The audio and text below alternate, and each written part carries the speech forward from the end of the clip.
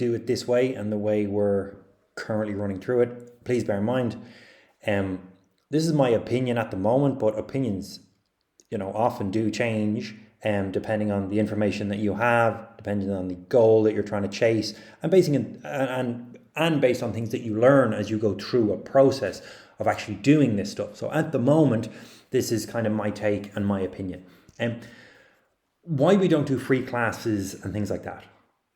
People are nervous and unsure of themselves, and throwing them into a class makes that worse. Okay, and they come into a setting, there might be 8, 10, 12 people in the room, don't really know, where to go, what to do, how to do it. They feel very self-conscious, they feel very unsure of themselves. There's a whole heap of emotions that are going on at that point for the typical person. Okay, also, it then makes it very, very difficult to make the class relevant to what it is that they want to achieve. So the people will struggle, oh, why am I doing this? Like, what is the point in lifting weights? What is the point in, paying attention to the coach? I just want to lose 5 or 10 pounds or whatever it is that they're sort of saying. The next thing then, that I feel strongly about is we aren't selling classes. Ultimately what we're selling is coaching and the results that come from real coaching and accountability. Our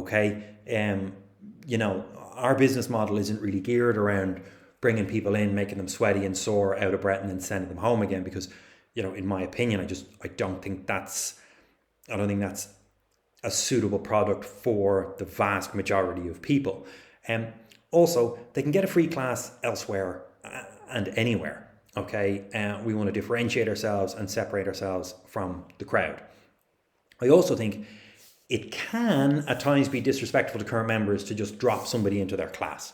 If you drop them into a class, there's 10 people there and the coach is like, look, sink or swim, see you, get on.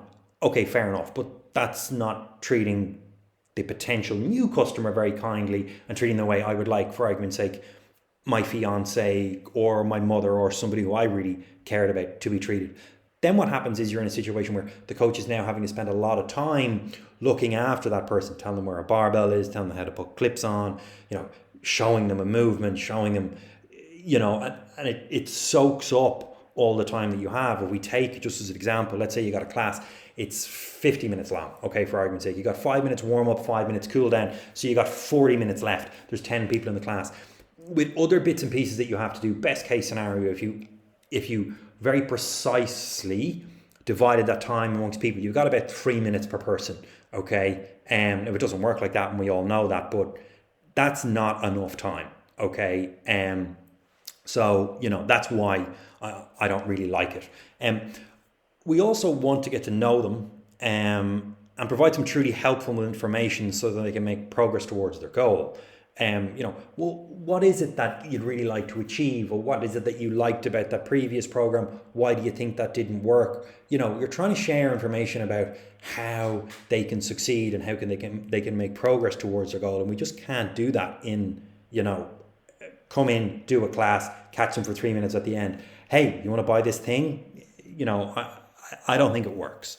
We're also looking to turn awkward sales processes, gym tours, and you may have seen or experienced this somewhere else, into helpful conversations. So, if you think about any process that you've gone through where somebody's being really professional and really good in terms of selling. So you go to buy anything, and the guy talks you through the process. He gathers some information, or she gathers some information. You're going in to buy a coffee machine. Where are you at? What kind of coffee are you going to make? What's your skill level? What have you learned? What do you know about coffee? What kind of budget do you have? Ultimately, where would you like to go with this? Here's some suggestions. Here's some recommendations I can make to you. If I come in and I'm like, I've got a coffee subscription to 3FE. I'm really into it. I've got a Burr, blah, blah, blah, sort of grinder that I spend 400 quid on. And really what I'm trying to do is just perfect that double espresso shot. Okay, cool. Well, this is probably a pretty good machine for you based on what you've told me. I come in the other end and I'm like, hey, look, I don't want an espresso machine. I want to spend about 200 quid. I'd like to get something that's, better if I can than an espresso, but I don't want to go all the way down the rabbit hole. Okay, cool. Well, this is probably a pretty good machine for you. There's some compromises, but this is a good idea for you. That's that's what we're trying to do with this stuff, and we're trying to turn it into a situation where somebody leaves and they're like, hey, that was helpful. I'd recommend them to my friends. Like, I got quite a bit out of that. I think these are the guys who could help me solve my problem.